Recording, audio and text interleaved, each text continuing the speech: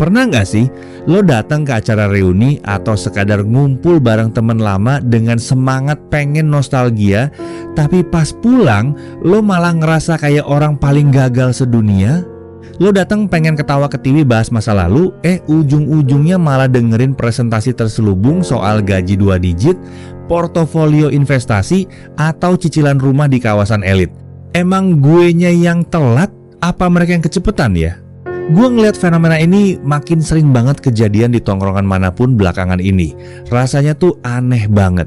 Lo ngerasa kayak lagi lari maraton dengan napas yang udah Senin Kamis, tapi pas lo nengok ke samping, orang-orang di sebelah lo ternyata udah pada naik jet pribadi buat nyampe ke garis finish. Perasaan tertinggal ini bro, bener-bener kayak racun yang pelan-pelan ngerusak rasa percaya diri lo dari dalam. Rasanya tuh nyesek banget di dada, seolah-olah semua pencapaian kecil yang udah lu banggain selama ini tiba-tiba gak ada harganya sama sekali cuma gara-gara satu obrolan di meja makan. Seringkali rasa sesak itu muncul karena kita ngebiarin standar orang lain masuk ke kamar tidur kita tanpa izin. Lu mulai mikir kalau semua usaha lo, semua lembur lo, dan semua keringat lo itu gak ada gunanya. Padahal lu udah kerja keras banting tulang tiap hari, tapi pas lihat saldo rekening rasanya kok kayak jalan di tempat gitu-gitu aja ya. Sementara itu, teman seangkatan lo udah bisa posting foto kunci rumah baru dengan caption penuh syukur, atau update jabatan mentereng di LinkedIn yang dapat ratusan likes. Di momen itu dunia kerasa nggak adil banget. Lo ngerasa jadi pihak yang paling dirugiin, lo jadi benci sama keadaan, dan perlahan pandangan lo soal masa depan jadi makin gelap. Tapi coba deh lo pikirin lagi sebentar. Pernah nggak lo ngerasa kalau lo lagi sibuk bangun rumah bata demi bata dengan tangan sendiri, tapi lo malah stres gara-gara lihat tetangga yang beli rumah prefabrikasi instan? Akhirnya tumpukan bata lo jadi miring karena mata lo nggak fokus ke semen di tangan lo, tapi malah ke truk pengangkut punya orang lain. Itulah yang terjadi pas lo bandingin garis start lo sama garis finishnya orang lain. Kesalahan paling fatal yang sering banget gue lihat adalah pas kita cuma lihat apa yang mereka pamerin di etalase tanpa pernah mau tahu apa yang sebenarnya terjadi di balik dapur mereka. Media sosial itu jujur aja adalah penipu ulung. Itu kayak lo lagi nonton film berdurasi 2 jam tapi lo cuma dikasih lihat adegan happy endingnya aja. Lo gak pernah dikasih lihat konflik berdarah-darahnya, tangisannya, atau gimana stresnya mereka pas lagi proses syuting di belakang layar. Lo cuma lihat momen puncak yang udah dipoles pakai filter sedemikian rupa biar kelihatan sempurna. Lo gak pernah lihat gimana mereka mungkin nangis di kamar mandi kantor, atau berapa kali mereka ditolak mentah-mentah sebelum akhirnya dapat posisi itu. Itu cuma ilusi mata, dan sayangnya kita sering banget terjebak dalam fatamorgana itu. Tapi ada satu hal yang gak pernah mereka ceritain di acara reuni atau di postingan Instagram story mereka. Ada satu kebenaran pahit yang sengaja disembunyiin biar mereka tetap kelihatan hebat dan gak terkalahkan di depan teman-teman lama. Lo harus tahu ini, sebenarnya gak semua yang kelihatan berkilau itu beneran emas murni di dalamnya. Banyak banget yang cuman casing, banyak yang cuman bungkus. Ada yang pamer gaji gede, tapi ternyata utangnya juga selangit buat nutupin gaya hidup.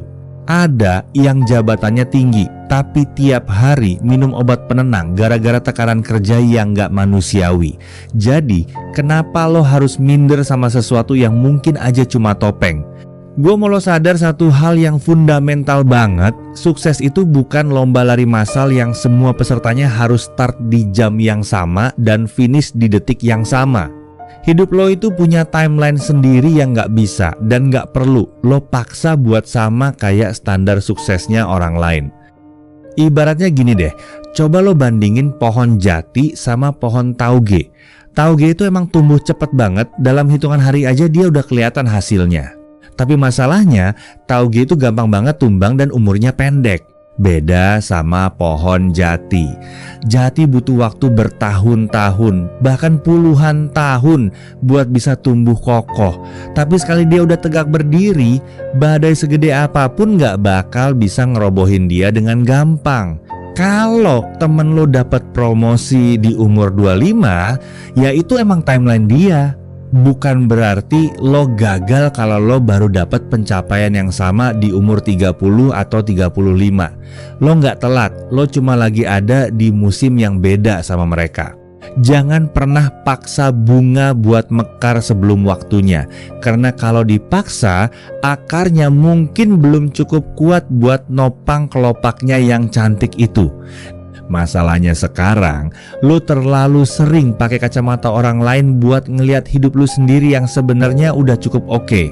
Standar sukses temen lo itu nggak harus jadi blueprint atau patokan buat kebahagiaan yang mau lo capai. Kalau lo terus-terusan ngejar apa yang orang lain punya, lo bakal capek sendiri karena garis finishnya bakal terus geser setiap kali orang lain dapat hal baru lagi. Lo bakal kehilangan jati diri lo yang asli dan fokus lo jadi berantakan kemana-mana. Sekarang, coba deh lo tenang dulu. Tarik napas dalam-dalam. Mulai sekarang coba alihin semua energi negatif dari rasa iri itu jadi bahan bakar buat evaluasi diri lo secara jujur. Daripada sibuk nanya kenapa dia udah dapat itu dan gua belum, mending lu nanya ke diri sendiri, apa sih yang bisa gua lakuin hari ini biar nilai jual gua meningkat. Gunakan hukum 1%. Nggak perlu berubah drastis atau jadi jenius dalam semalam.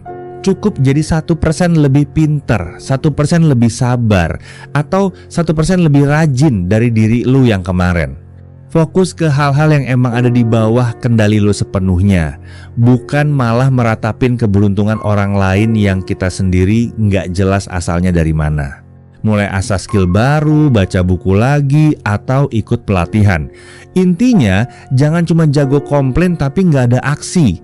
Langkah praktis yang harus lu ambil mulai besok pagi adalah mulailah diet informasi. Kurangin konsumsi konten yang bikin lu ngerasa jadi orang paling gagal di muka bumi ini. Algoritma sosmed itu emang didesain buat bikin lo betah scrolling. Dan sayangnya, konten yang paling cepat narik perhatian adalah pencapaian orang lain yang bikin kita ngerasa kecil. Kalau lihat updatean temen tertentu selalu bikin mental lu drop dan bikin lu nggak nafsu makan, nggak ada salahnya kok buat mute atau unfollow mereka dulu sampai kondisi mental lu beneran stabil. Ini bukan berarti lu iri atau jahat, tapi ini namanya self-preservation, alias menjaga kewarasan diri sendiri. Lo butuh ruang buat bernapas tanpa ada gangguan dari pamer terselubung orang lain. Selain itu, mulai biasain buat ngerayain kemenangan-kemenangan kecil yang berhasil lo raih di kehidupan sehari-hari. Kita ini sering banget nunggu ada pesta besar baru ngerasa sukses, sampai kita lupa caranya bersyukur buat hal-hal sederhana. Misalkan bulan ini lo berhasil nyisihin uang tabungan sedikit lebih banyak dari biasanya, atau lo berhasil nyelesain tugas kantor lebih cepat dari deadline, itu juga sebuah kemajuan yang besar. Jangan tunggu punya rumah mewah dulu baru lu ngerasa bangga sama diri lu yang udah berjuang sejauh ini. Lu udah hebat bisa bertahan sampai di titik ini, dan itu perlu lu hargain sendiri. Lu harus selalu ingat kalau lu nggak lagi balapan sama siapapun di dunia ini kecuali sama versi diri lu yang kemarin. Konsistensi lo buat terus belajar dan memperbaiki diri itu jauh lebih berharga daripada dapat validasi instan yang cuma bertahan sebentar di tongkrongan. Masa depan lo gak ditentukan sama apa yang temen lo bahas pas reuni, tapi ditentukan sama apa yang lo kerjain dengan tangan lo sendiri hari ini. Teruslah berjalan meskipun perlahan, karena hasil yang awet itu emang butuh proses yang gak sebentar. Gua pengen lo tutup video ini dengan sebuah keyakinan baru, kalau lo itu gak telat, lo cuma lagi ada di musim yang berbeda. Jangan biarin obrolan soal gaji atau investasi di tongkrongan bikin lo lupa kalau lo punya perjalanan unik yang gak kalah keren buat diceritain nanti. Lo punya cerita sendiri, lo punya ritme sendiri, dan lo harus bangga sama setiap proses yang lo jalanin. Coba deh tulis di kolom komentar bawah, apa satu pencapaian kecil yang berhasil lo raih minggu ini tapi lo lupa buat syukurin. Nggak perlu hal gede, bisa aja sesederhana lu berhasil bangun lebih pagi atau lu berhasil nahan emosi hari ini. Gua pengen kita semua di sini saling dukung karena setiap proses itu berharga buat dihargai bareng-bareng.